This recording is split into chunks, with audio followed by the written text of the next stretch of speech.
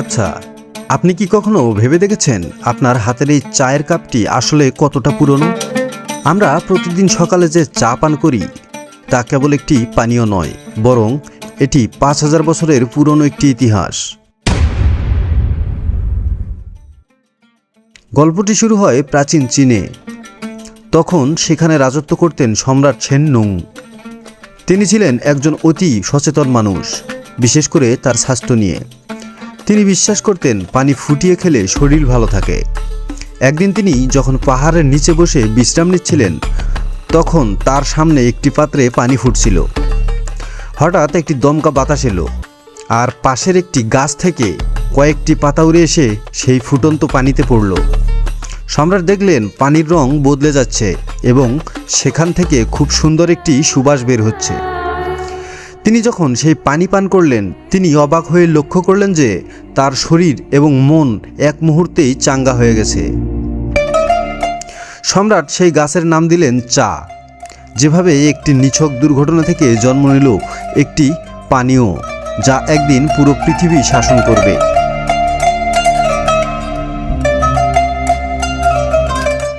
শুরুতে চা কিন্তু মানুষ আনন্দের জন্য পান করত না, এটি ব্যবহার করা হতো ওষুধ হিসেবে। বিশেষ করে হজমের সমস্যা বা ক্লান্তি দূর করতে এটি ছিল দারুণ কার্যকর।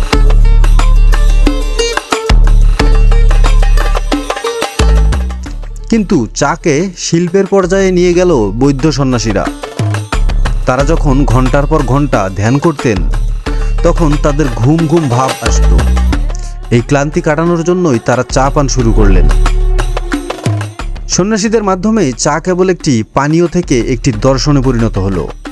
এরপর নবম শতাব্দীতে বৌদ্ধ ধর্ম প্রচারের সাথে সাথে চা পৌঁছালো জাপানে। জাপানে চা পান করাটা একটি উৎসব বা ইবাদতের মতো হয়ে গেল। তারা একটি শান্ত ঘরে বসে খুব ধীরে ধীরে চা তৈরি করার প্রথা শুরু করলো, যাকে বলা হয় টি সেরিমনি। অর্থাৎ চা তখন কেবল শরীরের তৃষ্ণা মেটানোর জিনিস রইল না, এটি হয়ে উঠল মনে শান্তি পাওয়ার উপায়। চা যখন ইউরোপে পৌঁছালো, বিশেষ করে ইংল্যান্ডে, তখন এটি আভিজাত্যের প্রতীক হয়ে উঠল। রাজপরিবার থেকে শুরু করে ধনী মানুষ সবাই চায়ের প্রেমে পড়ল। কিন্তু একটা বড় সমস্যা ছিল, চীন ছাড়া পৃথিবীর আর কোথাও চা পাওয়া যেত না।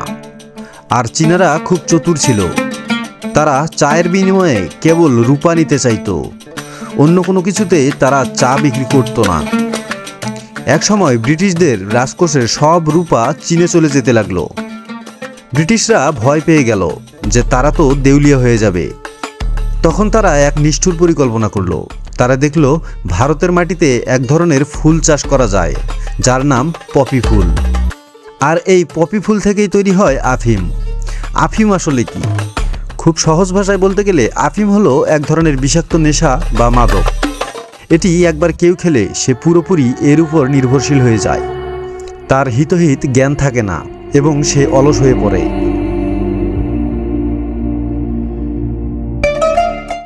ব্রিটিশরা গোপনে এই আফিম চীনে পাচার করা শুরু করলো। তাদের উদ্দেশ্য ছিল চীনাদের এই নেশায় বুঁদ করে ফেলা। যখন চীনারা নেশার জন্য পাগল হয়ে গেল, তখন ব্রিটিশরা বলল, আমরা তোমাদের আফিম দেব আর তোমরা আমাদের চা দাও। অল্প সময়ে চীনের যুব সমাজ ধ্বংস হতে লাগলো।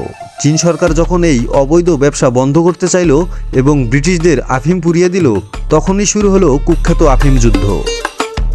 এক কাপ চায়ের দাম মেটাতে ব্রিটিশরা একটি আস্ত জাতিকে নেশার অন্ধকারে ঠেলে দিয়েছিল। এটি ছিল ইতিহাসের অন্যতম কালো অধ্যায়।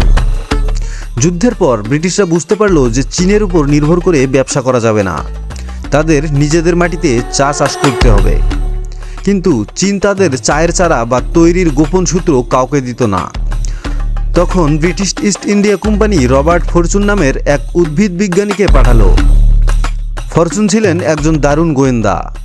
তিনি চীনাদের মতো পোশাক পরলেন, মাথায় কৃত্রিম লম্বা চুল লাগালেন এবং চীনা ভাষা শিখে ছদ্মবেশে চীনের ভিতরে ঢুকে পড়লেন। তিনি সেখান থেকে 20,000 চায়ের চারা এবং কিছু চা বিশেষজ্ঞকে লুকিয়ে পাচার করে ভারতে নিয়ে এলেন। এই চুরিটিই ছিল ইতিহাসের সবচেয়ে বড় বাণিজ্যিক চুরি। এরপরে হিমালয়ের পাদদেশে ভারতের দার্জিলিং ও আসামের চায়ের বাগান গড়ে তোলা হলো। ফলে চীনের একচাটিয়া আধিপত্য ভেঙে গেল এবং ভারত হয়ে উঠল চায়ের নতুন স্বর্গরাজ্য। চা কেবল যুদ্ধই বাধায়নি, এটি নতুন নতুন আবিষ্কারেরও জন্ম দিয়েছে। 1904 সালের কথা। টমাস সালিভিয়ান নামের একজন ব্যবসায়ী তার গ্রাহকদের নমুনা হিসেবে সিল্কের ছোট ব্যাগে করে চা পাঠিয়েছিলেন। গ্রাহকরা ভাবলেন এই ব্যাগ সহই হয়তো পানিতে ডোবাতে হবে। এভাবে ভুল করে আবিষ্কৃত হলো আজকের টি ব্যাগ। আজকের দিনে আমরা কেবল ব্ল্যাক টি বা লিকার চা খাই না, এখন গ্রিন টি, বাবল টি, মশলা টি, কত কি। জাপানে এটি শান্ত ভাবনার মাধ্যমে, লন্ডনে এটি বিকালের অভিজাত্য, আর বাংলাদেশে এটি রাস্তার ধারে টং দোকানের আড্ডা। প্রতিদিন এই পৃথিবীতে 200 কোটি কাপ চা বিক্রি করা হয়। ভাবুন তো, একটি সাধারণ বুনো পাতা কিভাবে সারা বিশ্বের মানুষকে এক সুতোয় বেঁধে ফেলেছে। পরের বার যখন আপনি চায়ের কাপে চুমুক দেবেন, মনে রাখবেন এই প্রতিটি চুমুকে মিশে আছে 5000 বছরের যুদ্ধ, জয় এবং সংস্কৃতির গল্প। আজ এ পর্যন্তই, দেখা হবে পরবর্তী কোনো ভিডিওতে। ততক্ষণ পর্যন্ত ভালো থাকুন, সুস্থ থাকুন, নিজের খেয়াল রাখুন।